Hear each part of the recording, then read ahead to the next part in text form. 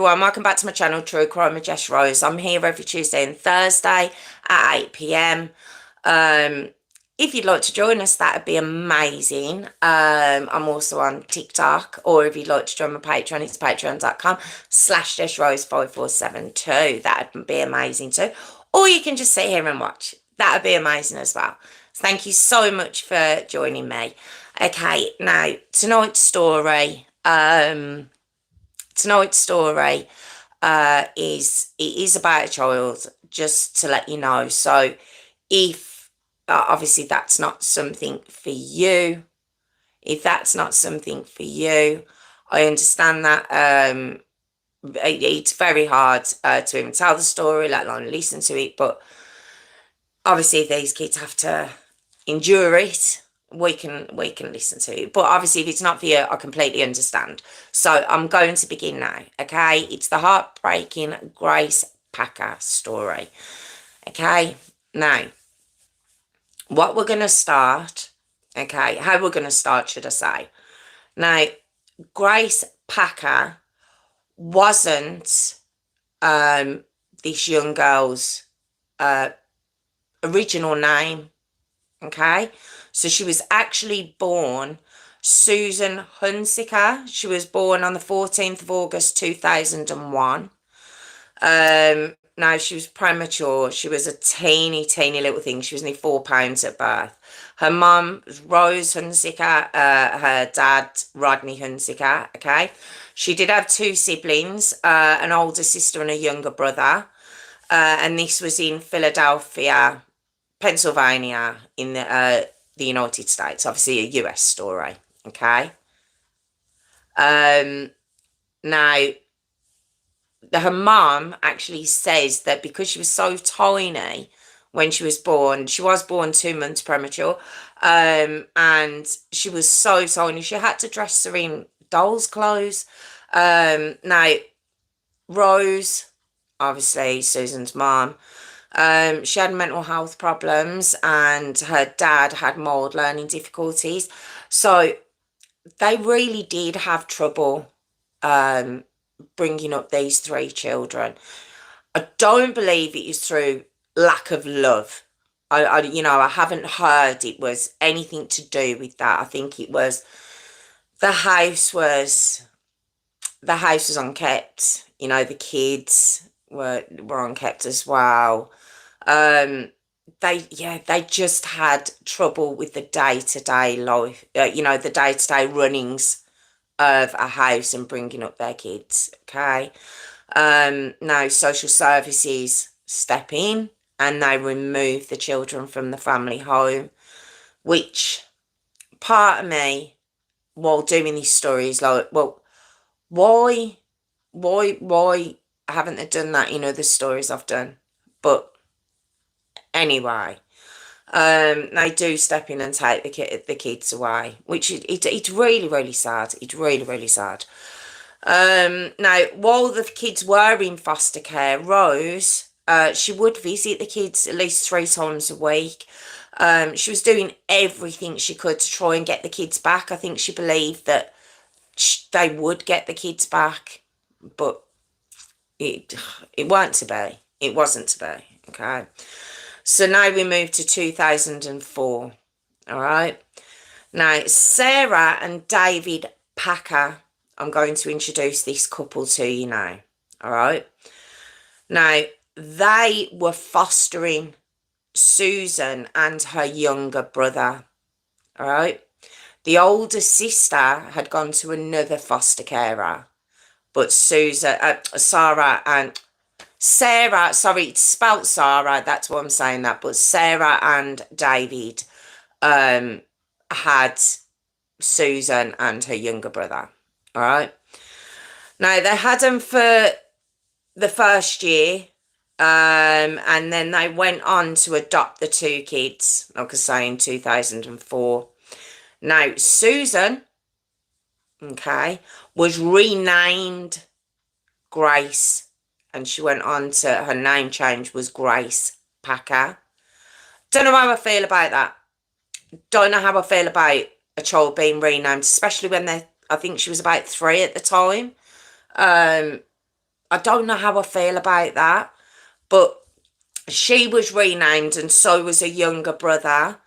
His name is Joshua.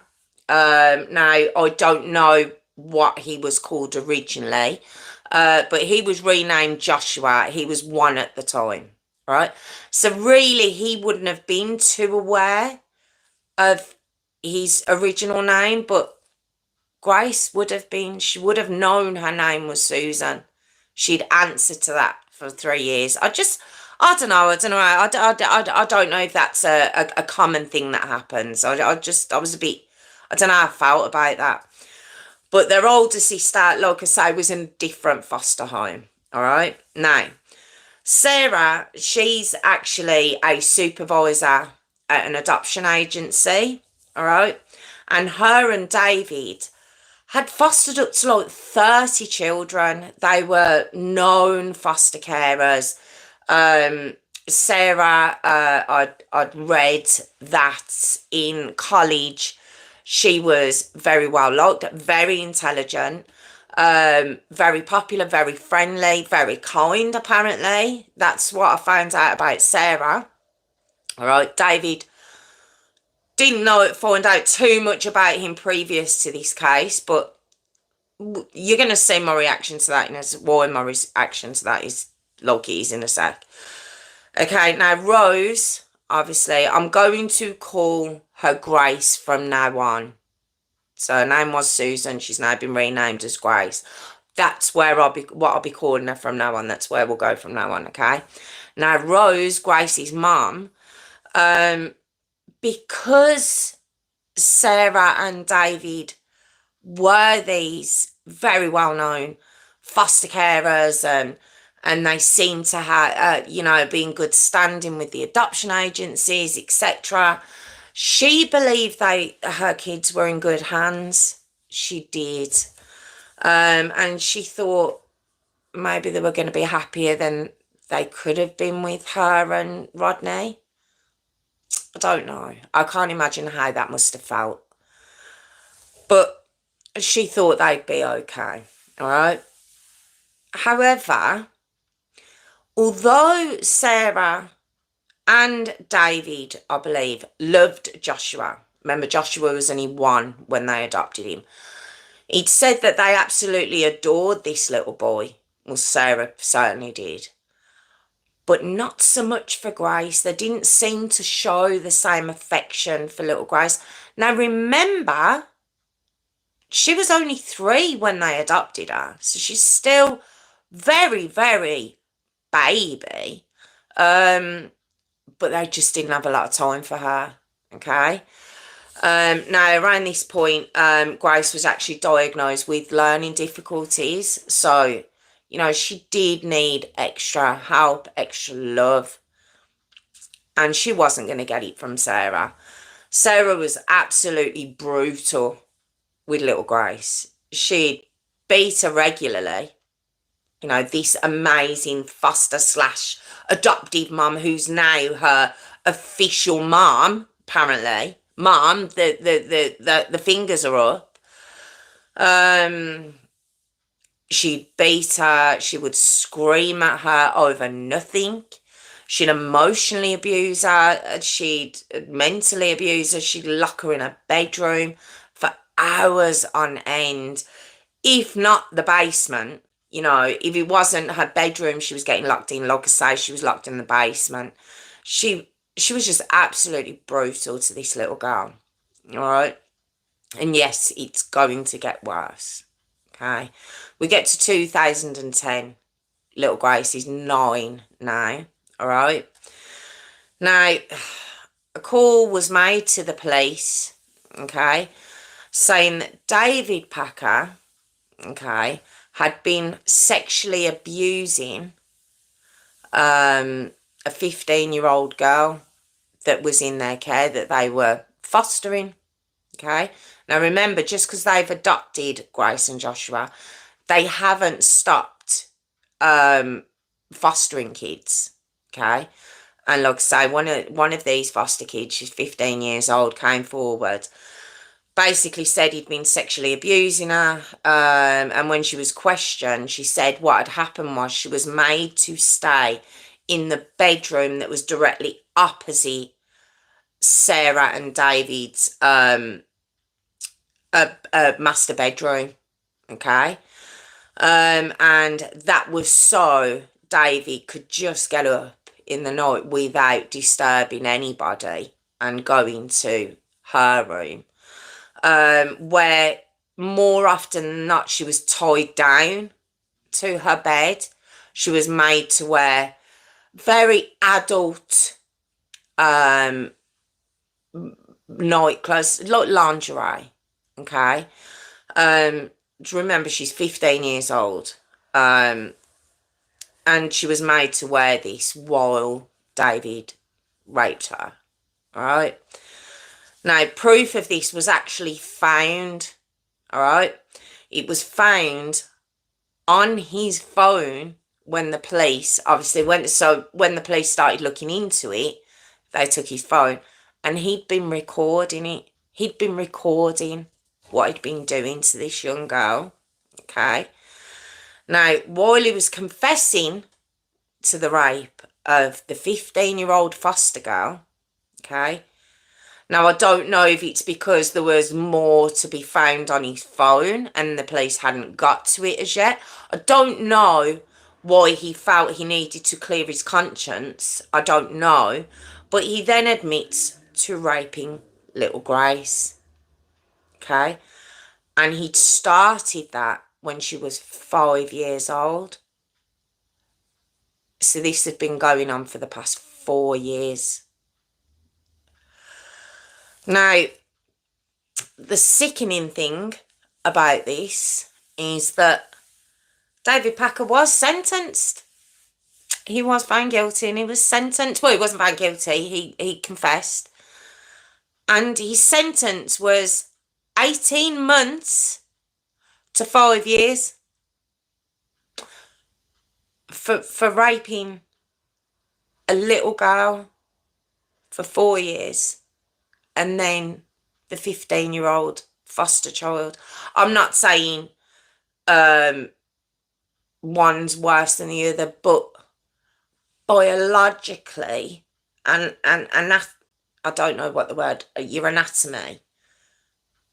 We know how young little Grace was. She was 5. What a disgrace. He got 18 months to 5 years, David Packer did.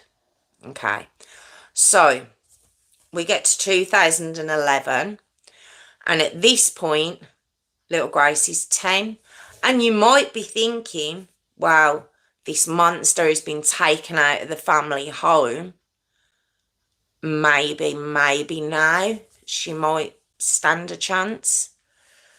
Oh, we know we're not that channel, we do know that, unfortunately.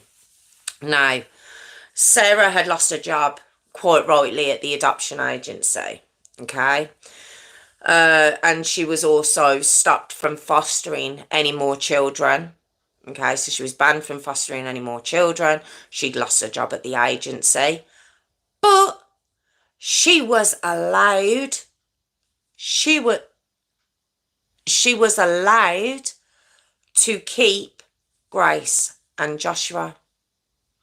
I don't get that. I don't get the mentality. I genuinely don't. I mean, I have heard, but I've only seen it on from one source. So I'm going to say it, but I don't know how the facts of it. But it said that the agency that she adopted Grace and Joshua through, they weren't exactly above board.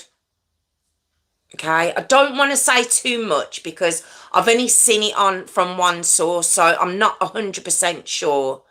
But yeah, apparently they weren't above board, and after all of this, they got closed down. So that's all I'm going to say about that, because it's not 100%, but she was allowed to keep Grace and Joshua, and she finished with David. Okay, so that's where they are at this moment in time. Okay, so you would think it's a fresh start for them. Nope, we get to 2013. Okay, Grace is 12 at this point, and Sarah begins a new relationship with a man called Jacob Sullivan. All right.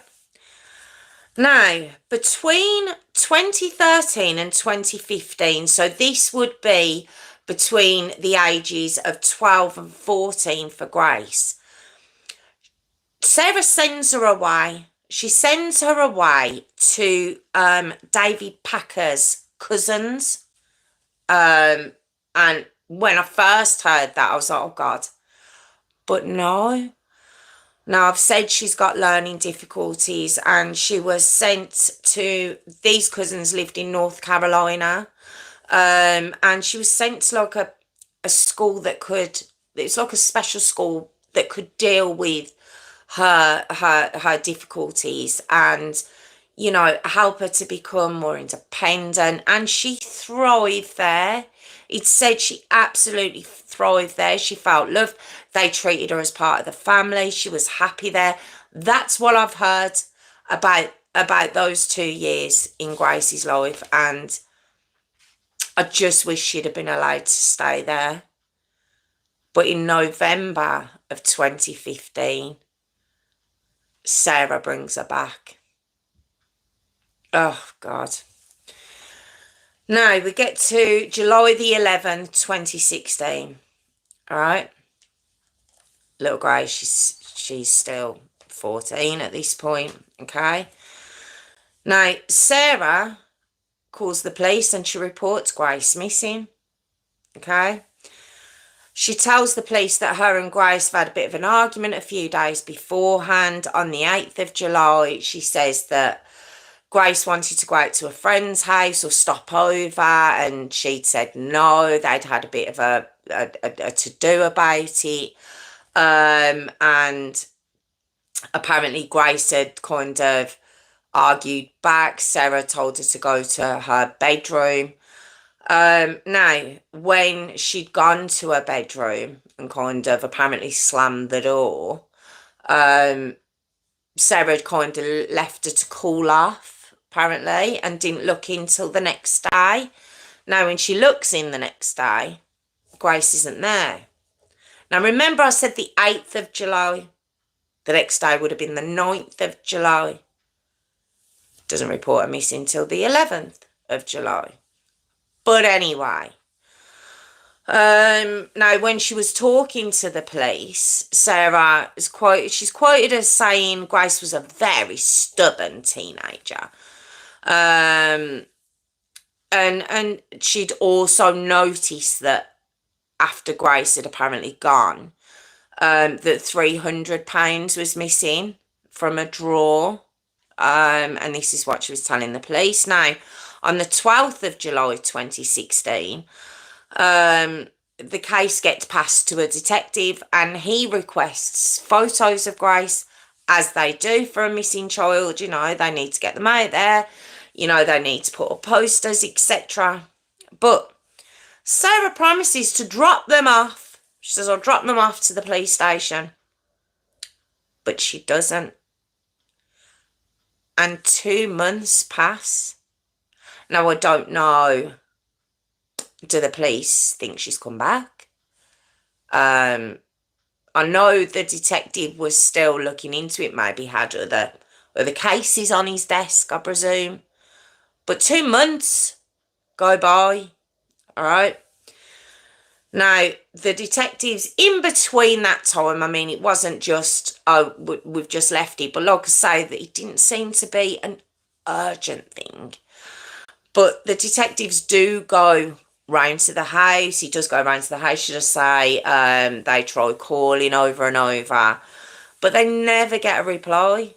And she's just gone AWOL. Sarah has, okay? Now we get to the 7th of September 2016. Okay, so this is 2 months later. And the police go back to the family home as they have been doing. You know, so they are still keeping up with it to a degree. But the home's deserted. There's no one there.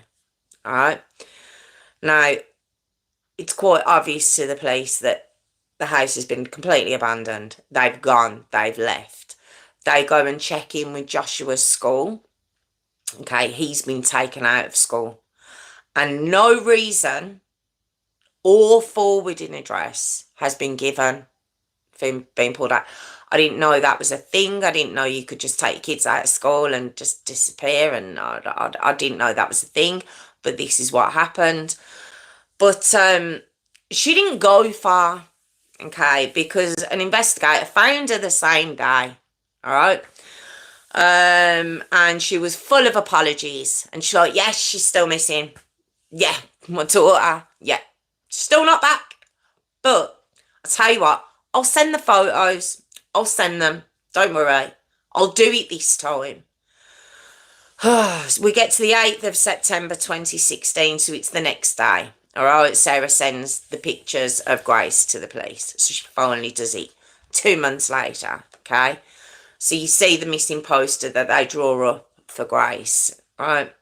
The police, quite obviously, are very suspicious, very, very suspicious of Sarah. It's not the reaction of a parent whose child's gone missing, who's been gone for 2 months. She's not. She's very flippant about the whole thing. She's kind of blaming Grace. It's all very odd. And then she miraculously finds a letter from Grace. All right. And this letter basically apologizes for running away before, back in March. Did she run away back in March?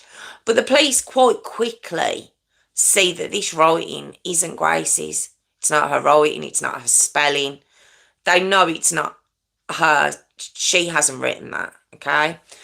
But what they also discover is that Sarah is still claiming. She's still claiming Social Security payments for Grace. It's about £700. How many times have we mentioned this in a story? How many times is this a thing? And the police was basically saying, well, hang on a minute, you know she's missing. So why are you still claiming money for her? So the police just aren't buying any of this anymore. They're just very confused by the whole thing. So we get to October, near the end of October 2016, in Luzerne County Park, okay? So at this point, Grace had been missing 3 months, right? Some hunters, they're going into some woodland. The word woodland as well. How many times do I say that as well? Okay, but they go into the woodland of this county park. And I can't imagine what it must have been like for them, but they horrifically come across a human torso and a head. Of course, they called the police straight away.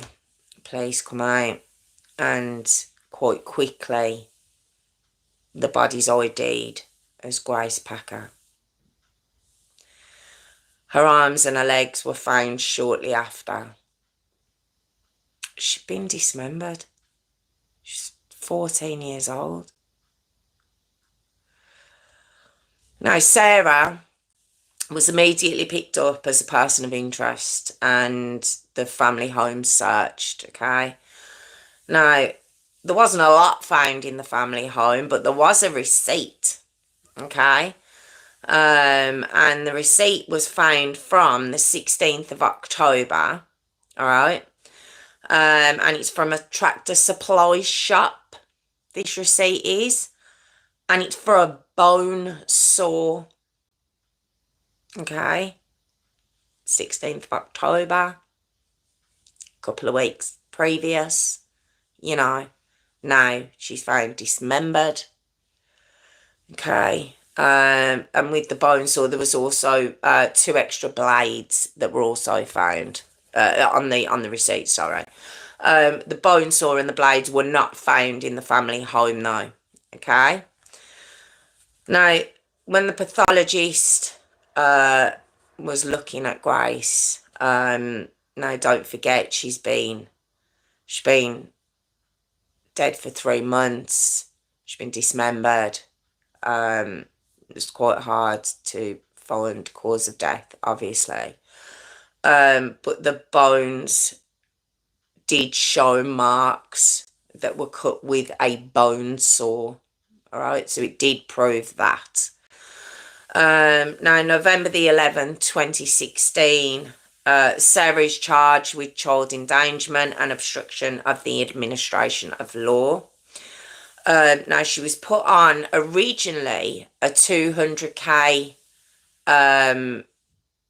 bail. It's not bail, is it? Yeah, bail. $200,000 bail, right. But then the judge reduces it down to 100,000, and on the 23rd of December 2016, Jacob, new boyfriend, haven't mentioned much about him, but you're about to hear about him in a second. Jacob posts the bail for her and she gets out. Okay. On the 30th of December 2016, the police receive a call from a Catherine Albright. Sorry, the police don't. The ambulance. Okay. No, 911. Okay, sorry is what I meant to say. From a Catherine Albright.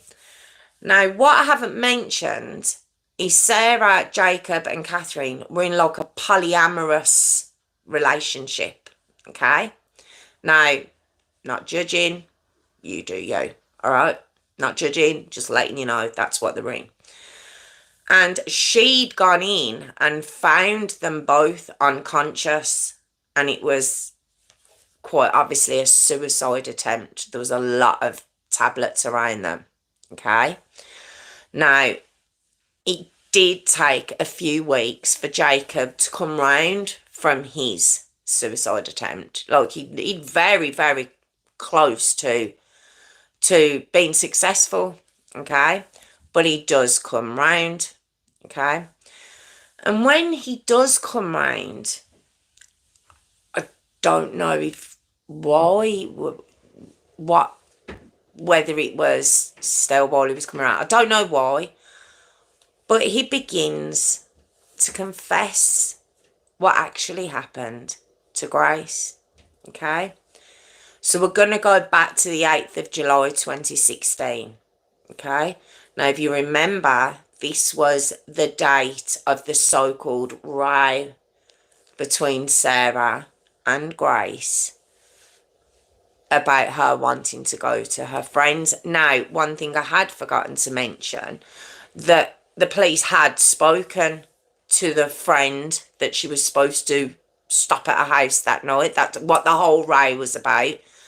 And the friend and her mum was like, no, she wasn't supposed to stop here that night. So again, another red flag in the lies of Sarah. Okay. So now we're going to go back to the 8th of July. Sarah and Jacob, they drive Grace to one of their rental homes. Okay. And when they go inside, they make Grace some food. Okay. But the food was drugged. It had drugs in there. So she was quite quickly, became overcome with the effects of these drugs. Okay. And Jacob, I don't know why. I haven't been able to say why, if there was a reason, but he just begins punching Grace viciously in her face. Okay. And while she's obviously in shock, she's drugged, she's bleeding. Okay. They both drag her up to the attic. Okay. Now, when they get her up there, they ball gag her. Okay. They hog tie her with zip ties. Now,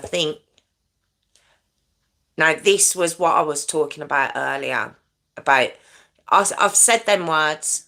Okay, I've just said them words to you. I wrote them down earlier. And then I sat back and I was like, okay, so she's got a ball gag in her mouth and she's hog-tied. She's aware of what's going on. But like I say, the drugs have took effect. It must have seemed, I don't know what it must, oh, this poor girl. No, and please don't forget, she's 14 years old. And then Jacob begins raping her. And you might be like, well, when Sarah helped him up the stairs, she helped ball gag her and hog tie her.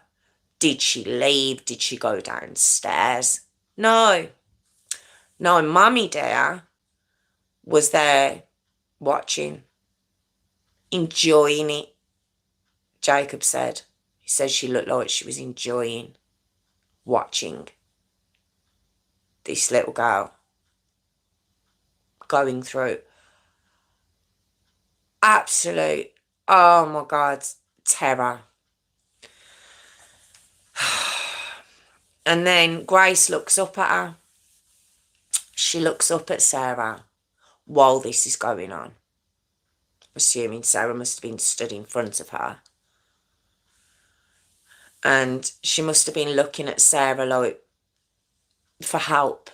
You know, can you help me? She wouldn't have been able to say the words, of course, because she's gagged. But that must have been what her eyes were saying. Because Sarah turned round and she says, I can't help you anymore. This is your life now. This is your life now. No, it's not her life now. Thanks to you, this has been her life for the past 9 years. Thanks to you. She had a 2-year reprieve when she went to stay with David's cousins. But aside from that, this has been her life all the way. So why this is her life now? I've actually written it here, bitch. Don't swear as we know, but my God. And like I say, Jacobs actually says, because don't forget this is him confessing everything that's happened. He said Sarah's enjoying watching her in so much pain. She was enjoying it. And what it was is the plan had actually been to keep Grace as like a sexual prisoner for Jacob. You see, what it was is Jacob was going to leave Sarah. He was going to finish with her. He was bored of her. And to keep him, she offered up little Grace. And people might say, did she bring her back because of the money? You know, was the cousins asking for her money to pay for her, to keep her? Or, you know, were people questioning what was going on? You know, it was for none of those reasons. It was because she'd offered her up to him. That's why she brought her back. And that was the original agreement. They were just going to keep her locked up in this attic for him to use whenever he wanted to.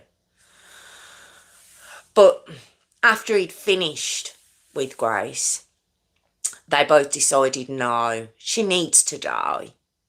That's what needs to happen to her.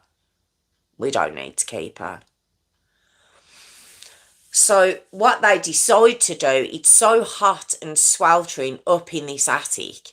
She's obviously, like I say, bullgag, she's hog-tied. She's in an awful, awful state. She's been drugged up to the eyeballs. Heat, she won't be having water. So what they decide to do is just leave her. They just leave her up in the attic. And they think that by the time they return, she'll be dead. That's what they think. But when they return the next day, not only is Grace not dead, she's managed to spit the ball gag out and she's managed to release herself from the zip ties. So she's no longer hog-tied. And part of me's like, did they lock? The attic was like a door at the bottom of the stairs.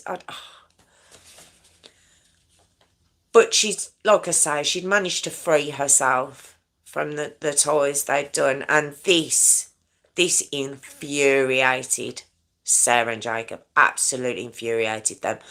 They honestly believed they wouldn't need to do any more. They believed she would have died in agony in that position. Imagine being in that position for hours on end.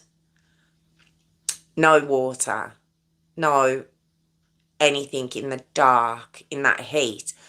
They thought she'd die like that, which so they were furious, absolutely furious. And Jacob just goes straight up behind her and puts her in a chokehold and just strangles her until she dies.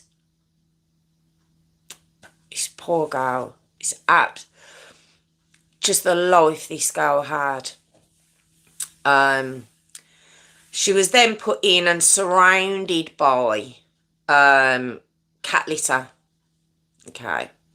And she's left there in the attic surrounded by cat litter, obviously to stop any smell of decomposition and everything else. Then when they do go back eventually, of course she has begun to decompose. It's been a month, 6 weeks maybe. The time frame's not 100%.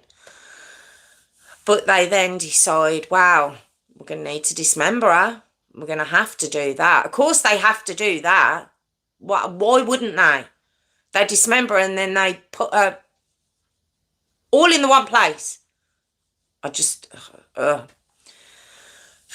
So then they dismember her using the bone saw, and then they put her remains in the wooded area of Luzime County Park. Okay, where the hunters eventually would go on to find her. All right. So Sarah and Jacob both arrested and denied bail this time, because if you remember, when she was given bail, she went straight back and they went to do a joint suicide. You know, let's die together. You know, how romantic. Ugh.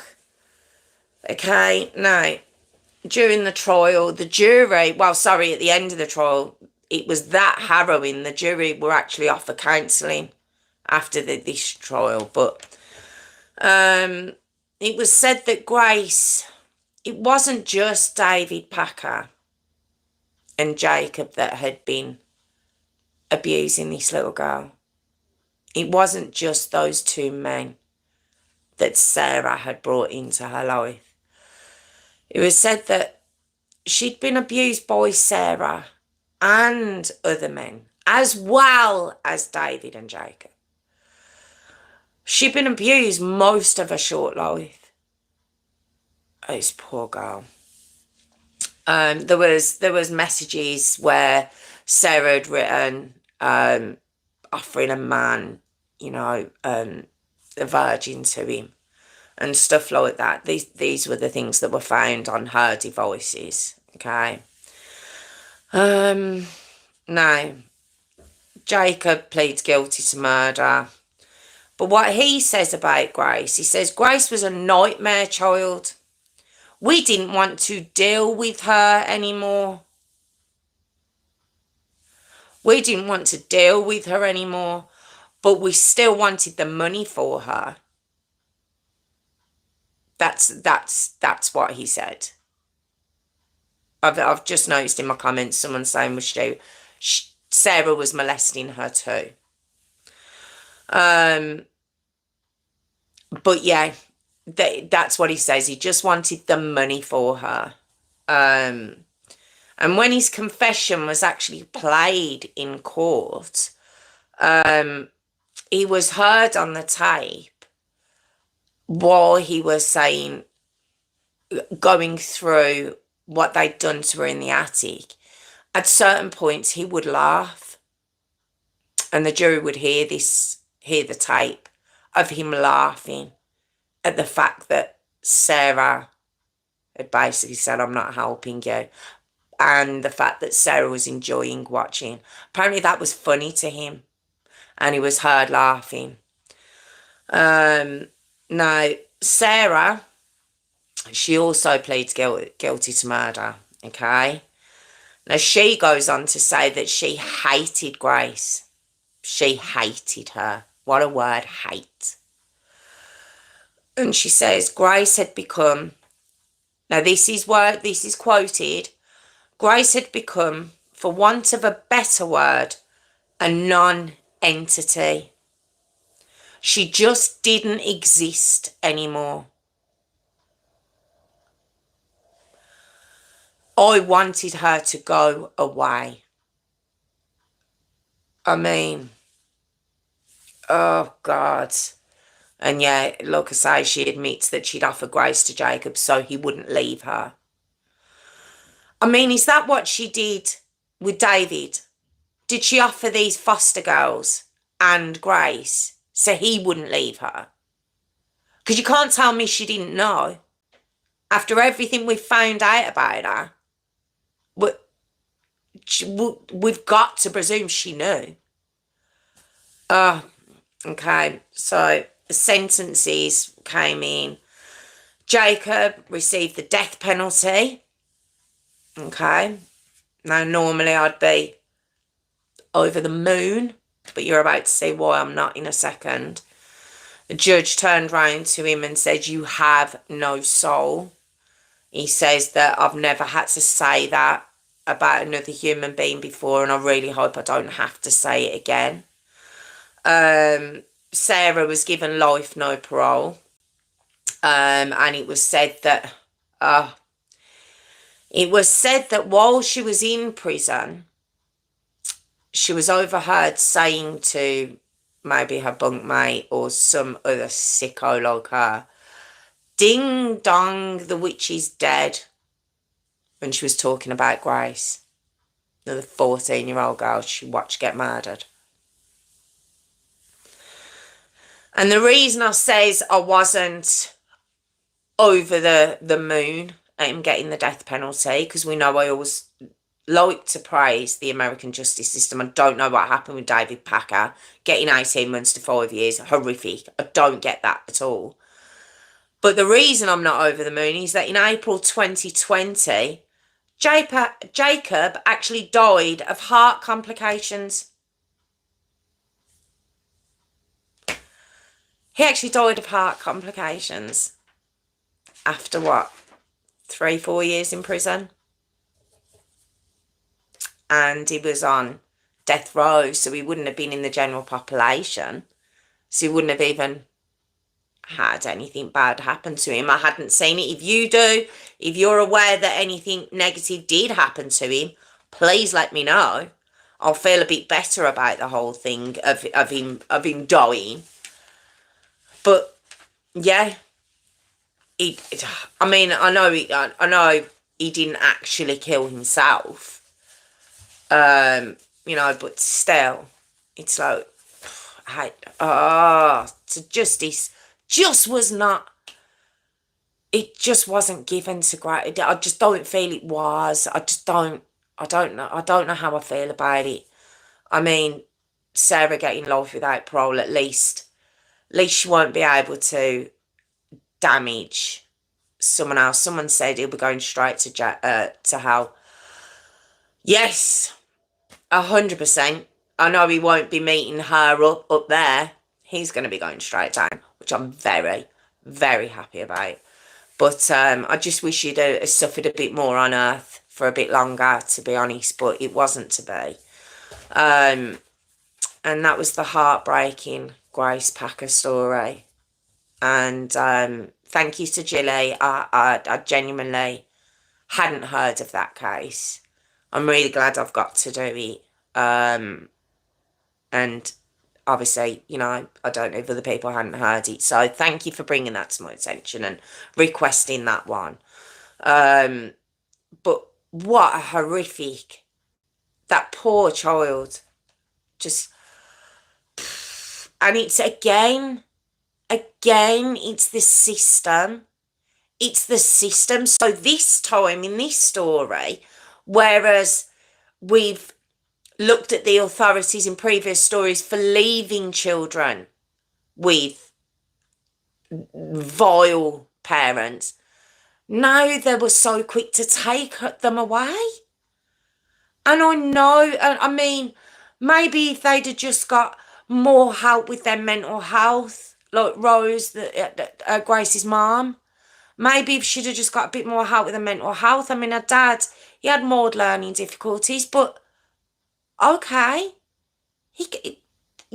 just a bit of help.